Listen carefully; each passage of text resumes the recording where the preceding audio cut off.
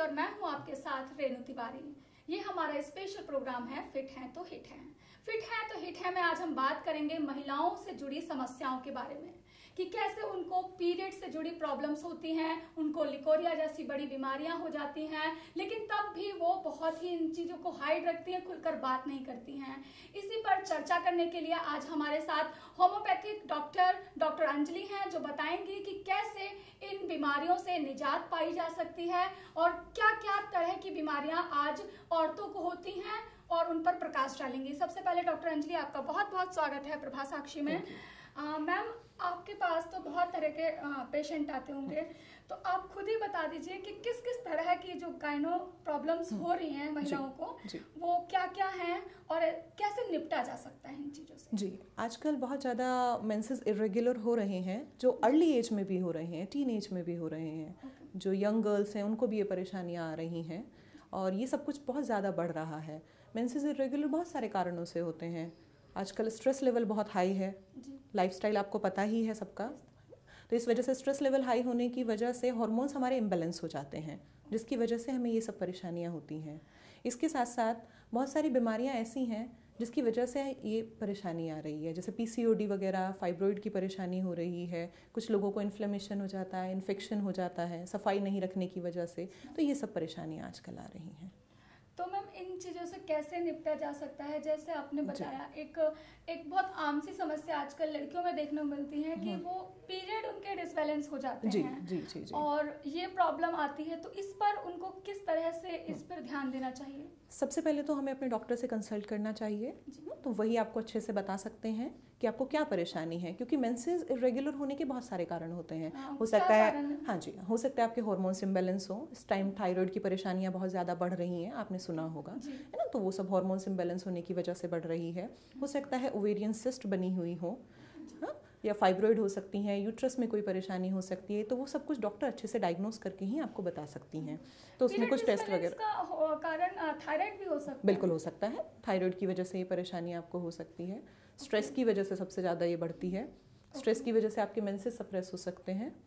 तो ये सब परेशानियाँ। और कोई कारण, जैसे कई बार होता है कि कुछ टैबलेट वगैरह अगर खा ली जाती है आगे पीछे करने के लिए, लोग खाती हैं लड़कियां, लेकिन वो ठीक नहीं होते हैं हेल्थ के हिसाब से, क्योंकि उनके बहुत सारे साइड इफेक्ट्स भी होते हैं। कुछ आप मेडिसिन खा रही हैं जो, क्योंकि आर्टिफिशियल हार्मोन्स हैं जो बॉडी के अंदर जा रहे हैं, तो बिना डॉक्टर की सलाह लिए अगर हम वो सब कुछ खा रहे हैं तो कई बार हमारे मेंसेस को और ज़्यादा इरेगुलर कर सकता है, वो परेशानियाँ और ज़्यादा बढ़ा सकते हैं। मैम, आप उन लड़कियों को जो बिना डॉक्टर की सलाह के दवाइयाँ बहुत खाते हैं, कई बार होता है सलाह नहीं लेती दवाइयाँ, कई बार कहीं घूमने जाना होता है तो नहीं, पीरियड को रोकने की दवाई खा ली कि चलो नहीं होगा, हम घूम के आ जाएंगे, तो उनके बारे में आप एक मैसेज दे दीजिए कि किस तरह घातक होती हैं दवाइयाँ। बिल्कुल, ये दवाइयों के बहुत सारे नुकसान हो सकते हैं जो आपके हार्मोन्स को ख़राब कर सकती हैं। उसकी वजह से आगे चल के आपको बहुत बड़ी बीमारियां भी हो सकती हैं, है ना, ओवेरियन सिस्ट वगैरह हो सकती है, जो इस समय इनफर्टिलिटी का सबसे बड़ा कारण जो है हमारे सामने, वो ओवेरियन सिस्ट आ रही हैं। इसकी वजह से क्या होता है, ओवेरियन सिस्ट की वजह से ओव्यूल ही आपका मैच्योर नहीं हो पाता है,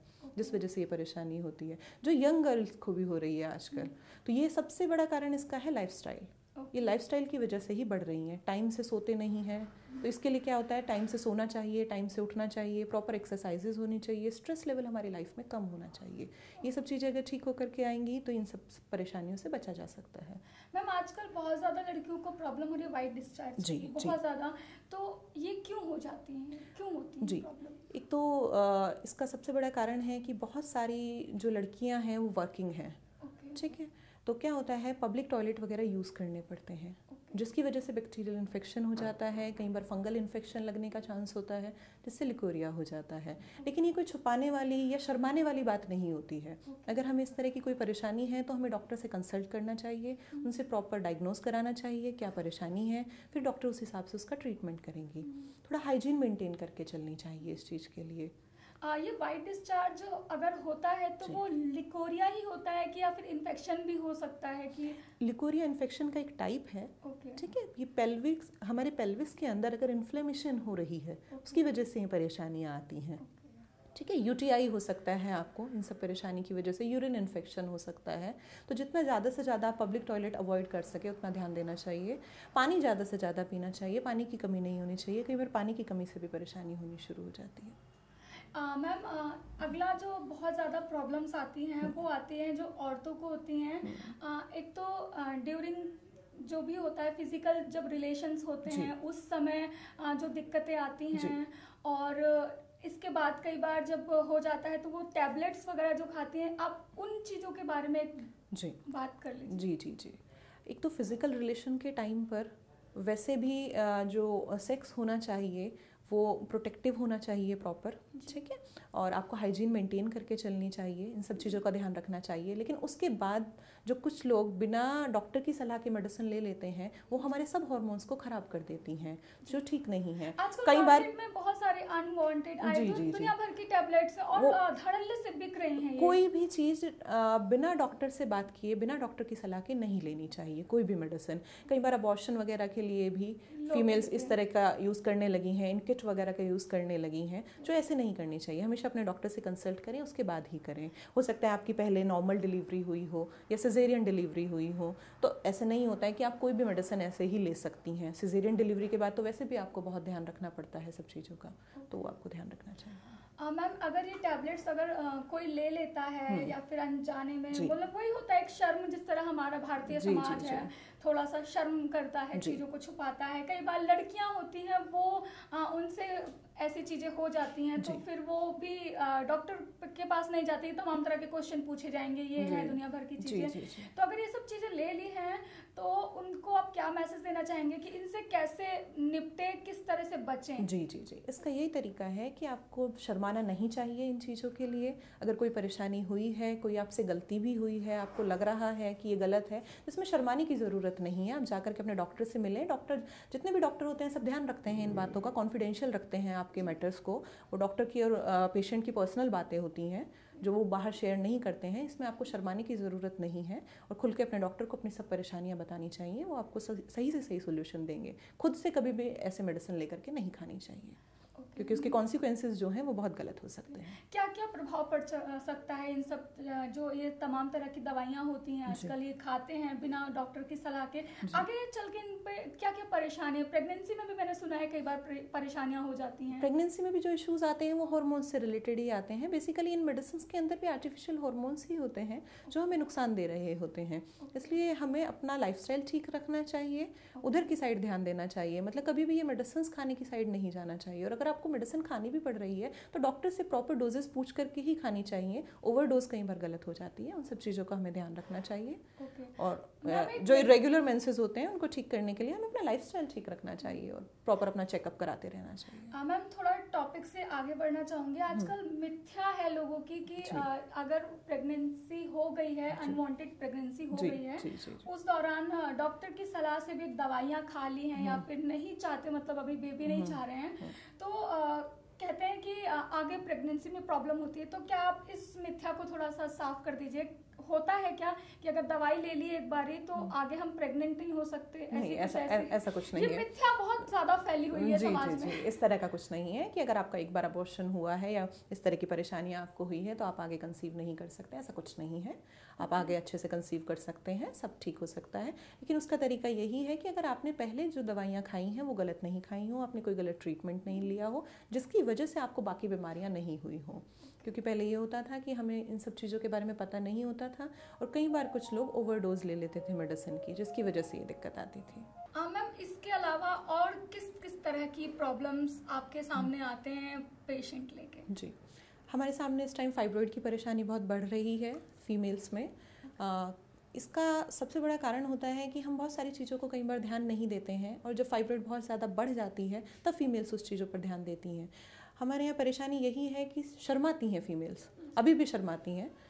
वो अपनी बातों को खुलकर बता नहीं पाती हैं, घर में भी छुपाते रहते हैं। जब परेशानी बहुत ज़्यादा बढ़ जाती है तब वो अपने घर में भी डिस्कस करते हैं। तो मैं इसमें यही सलाह दूंगी कि आप सबसे पहले जाकर के अपने डॉक्टर से आपको मिलना चाहिए, प्रॉपर चेकअप कराने चाहिए और मेनोपॉज की एज के टाइम पर आपको अच्छे से अपने सब चेकअप कराने चाहिए कि कहीं आपको कोई फाइब्रॉइड तो नहीं हो रही है, सर्विक्स में कोई इश्यूज़ तो नहीं आ रहे हैं, जैसे कि आजकल आपने सुना होगा कि सर्विकल कैंसर्स बहुत ज़्यादा बढ़ रहे हैं। ठीक है, तो इनका प्रॉपर डायग्नोज टाइम से हो जाता है तो कोई परेशानी नहीं होती है, इसलिए प्रॉपर डायग्नोज हमें कराते रहना चाहिए। PCOS से भी हमें बचने के लिए प्रॉपर अपना ध्यान रखना चाहिए, अपनी लाइफस्टाइल मेंटेन करके चलनी चाहिए, क्योंकि सबसे ज़्यादा समस्या जो बढ़ रही हैं वो लाइफस्टाइल की वजह से ही बढ़ रही हैं। और खाने पीने में हमारे बहुत ज़्यादा मिलावट रहती है, जिसकी वजह से ये परेशानियां आ रही हैं। हार्मोन्स इरेगुलर हो रहे हैं, थायराइड की समस्या बढ़ रही है। हार्मोन्स क्यों ये इस तरह से आजकल, पहले एक एज होती थी कि हाँ इतने एज में हार्मोन्स चेंज होते हैं, आजकल उस तरीके से कुछ पता ही नहीं चलता, हर चीज के पीछे हार्मोन्स ही लगते हैं, तो उसका क्या कारण है? उसके बहुत सारे कारण हैं। हम घर का खाना भी खाना चाहें तो उसमें भी मिलावट है। ठीक है, दूध वगैरह में भी आपने सुना होगा कि गाय भैंस को भी सबको आपको इंजेक्शन लग रहे हैं आजकल, तो उन सब परेशानियों की वजह से सब्जियों में भी आपके इंजेक्शन लग रहे हैं, ऑक्सीटोसिन के इंजेक्शन लग रहे होते हैं जिनसे वो बढ़ रही होती हैं, तो वो सब हमारी हेल्थ पर भी उसका एडवर्स इफेक्ट आता है। इन सब चीज़ों की वजह से हमारे हार्मोन्स ख़राब होने शुरू हो जाते हैं। एक हमारा लाइफस्टाइल बहुत सेडेंटरी होता जा रहा है, जितनी भी वर्किंग वुमेन्स भी हैं, क्योंकि बैठ करके हमें काम करना पड़ता है, तो उसकी वजह से क्या होता है कि पूरा दिन आपकी फिजिकल एक्टिविटी होती नहीं है। लाइफ में बहुत ज़्यादा भागदौड़ बढ़ गई है, जिसकी वजह से प्रॉपर एक्सरसाइजेज भी नहीं हो रही होती हैं, तो इन सब का इफेक्ट जो है हमारी हेल्थ पर पड़ता है, जिसकी वजह से हमारे हार्मोन्स इरेगुलर होना शुरू हो जाते हैं। तो हमें कहीं ना कहीं टाइम निकाल करके पूरे दिन में आधा घंटा कम से कम एक्सरसाइज ज़रूर करनी चाहिए। अपने खाने पीने का ध्यान रखना चाहिए, फ्रूट्स और सैलेड वगैरह ज़्यादा लेना चाहिए, जंक फूड्स कम लेने चाहिए।